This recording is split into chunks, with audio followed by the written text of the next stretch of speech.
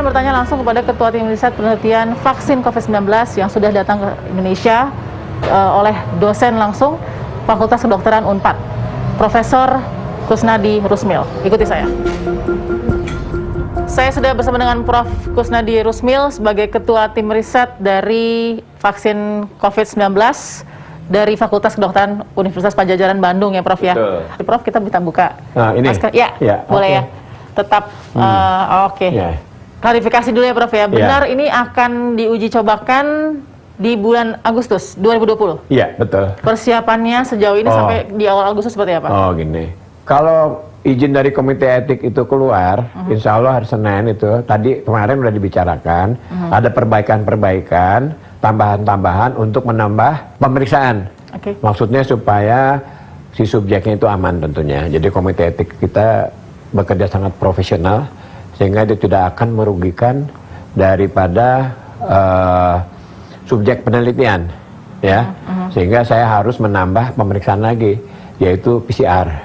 Sehingga ada perubahan dari protokol. Nah, untuk perubahan protokol itu udah saya kirim perubahannya, tinggal nanti izin dari Badan POM untuk bisa mulai atau tidak. Prof, saya klarifikasi dulu, ada 1.620 ya.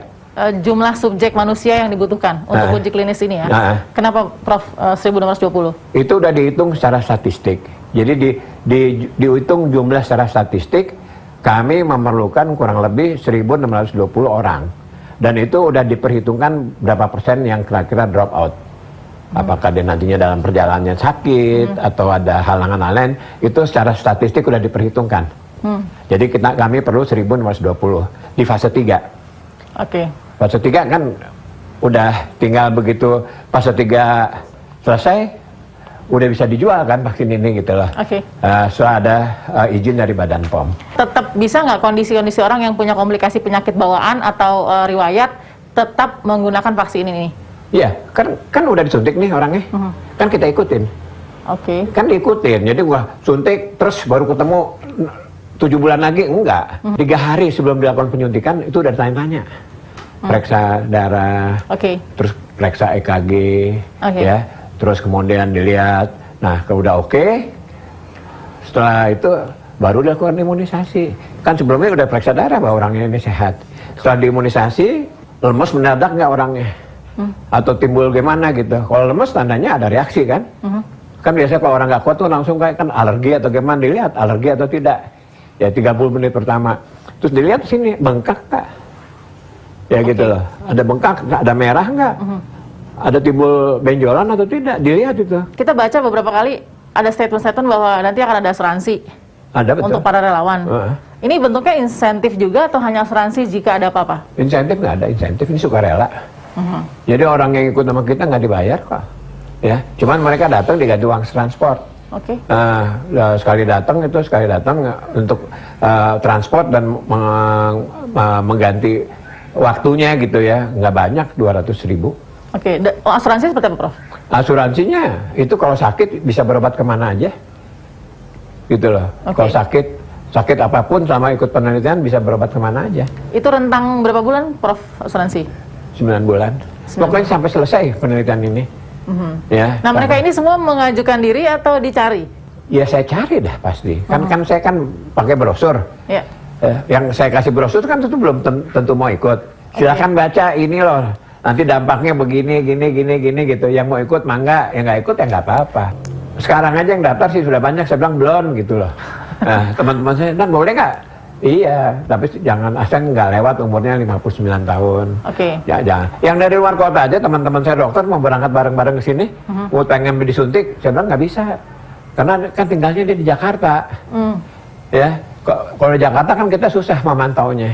Jadi hanya yang tinggal di Bandung aja. Prioritasnya jadi warga Bandung. Iya. Sejauh apa sebenarnya vaksin dalam negeri itu dikejar? Jadi pemerintah kita sangat pengen agar vaksin ini secepatnya ada. Ya saya bilang Pak Presiden, paling cepat 7 bulan selesai vaksin ini. Waktu itu diminta dipercepat.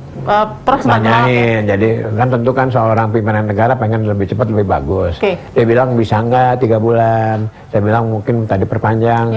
Kita udah maksimal itu 7 bulan. Biasanya untuk dari mulai fase 1 sampai selesai itu yang paling cepat itu 4 tahun dulu. Yaitu waktu virus Ebola ya, nah, itu 4 tahun. Yang sekarang ini udah sangat cepat. Jadi Prof tetap realistis 7 bulan yang saya butuh. Iya, 7 bulan. Jadi yang mana yang lebih prioritas sebenarnya? Meluruskan ekonomi atau nyawa manusia dulu? Enggak. Bukan. Saya tuh tetap saya melakukan supaya dapat vaksin. Tapi yang ikut penelitian saya itu aman seaman-amannya, gitu loh menurut saya. Sehingga saya melaksanakan uji klinis dengan aman seaman-amannya. Vaksin juga ada cepat, gitu loh. Nah sejauh ini, Prof pastikan sudah tahu bagaimana barang setengah jadi dari Sinovac ini ya. Disebut sederhananya agar pemirsa mengerti setengah jadi begitu ya Prof. Karena kan masih harus diuji lagi oleh kita. Tapi itu nggak ada terjadi perubahan komposisi. Artinya ini barang sudah jadi? Sudah jadi.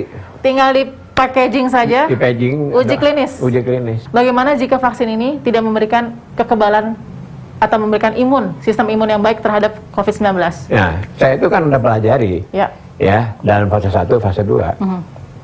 Bahwa itu 90% dia menimbulkan kekebalan.